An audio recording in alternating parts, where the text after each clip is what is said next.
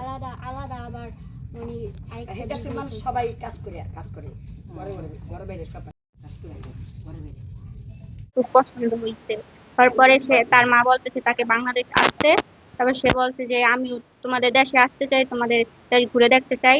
আর আমার মা তো বলছে যে তোমাকে আমাদের দেশে নিয়ে যাইতে। তারপরে বলছে আমি শিওর না, আমি বলতেছি যে কোন দেশের থেকে একটা ছেলে আমাদের দেশে বললেই আসা যায়। তারপর টিকিট কাটছে, আমার স্ক্রিনশট মারা সবকিছু দিছে, আমি বিশ্বাস করি নাই।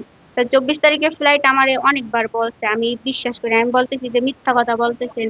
ও সবকিছু গুছাইছে, তারপরও আমি মনে করছি কোন জায়গায় যেন ঘুরতে যাইতেছে। তারপর যখন 24 তারিখে ফ্লাইট কলকাতায় আসছে তখন আমি বিশ্বাস করছি, লোকেশন দিছে যে আমি বাংলাদেশ আসতেছি। তারপরে আমি বলতেছি আপনি যখন বাংলাদেশ আইসে পড়ছেন তাইলে হোটেলে একদিন ভাড়া থাকেন। তারপর একদিন হোটেলে ভাড়া ছিল। 25 তারিখে সকালবেলা আমি আমার দাদু আব্বু ঢাকায় গেছি। তারপরে সন্ধ্যার সময় রেখে নিয়েছি, কথা বলতাম। মানে ওদের ভাষা তো আমি বুঝি না, ওরা আমার ভাষা বোঝে না। তারপর আমি একটা অ্যাপ নামাইছি, ওই অ্যাপস এর মাধ্যমে মানে আমি যদি বাংলায় লিখি ওইটা ওদের ভাষায় যায়, আর ও যদি আমাদের ভাষায় ওদের ভাষায় কথা বলে ওইটা বাংলায় আসে। ভালো মনে হয় আমরা ওইটাই করবো। তারপর আমি বলছি যে আমি যদি ফিরাও যাই, যদি আমি বাচ্চা থাকি তাহলে তোমাদের কাছে আসবো, যদি মরে যাই তাহলে মনে করবো আল্লাহ আমার এই পর্যন্তই বাঁচানোর জন্য রেখা দিচ্ছে। হ্যাঁ, আমার আব্বু আম্মু অনেক খুশি, এলাকাবাসী সবাই খুশি। In what take meeting under WeChat a long time. We want dating. So I'm in China. Come back to Bangladesh. In Bangladesh people look Chinese so hot. এটা আমাদের কাছে মানে খুবই ভালো লাগতেছে, কারণ আমাদের এলাকার এই মেয়ে আমাদের ভাতিজি হয়।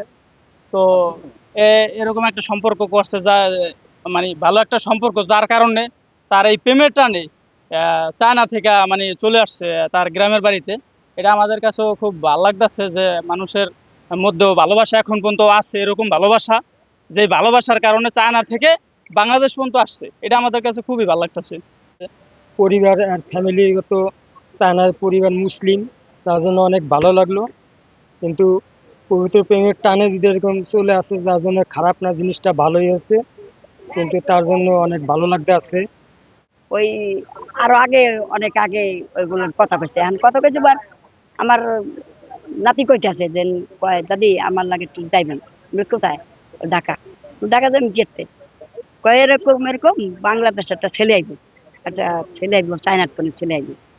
আচ্ছা আমি গেছি লগে লগে গেছি, বড় আছে যাই দেই এই বিষয় পাই না, যেই ইয়ে থাকে, যেই ম্যাচে থাকে এই বিষয় পাই না। হাসে দারণে দেখাই দিল, ঘরে গেছি, ঘরে যাই দেখি যে উনি প্রস্তু বাহানের লেখা।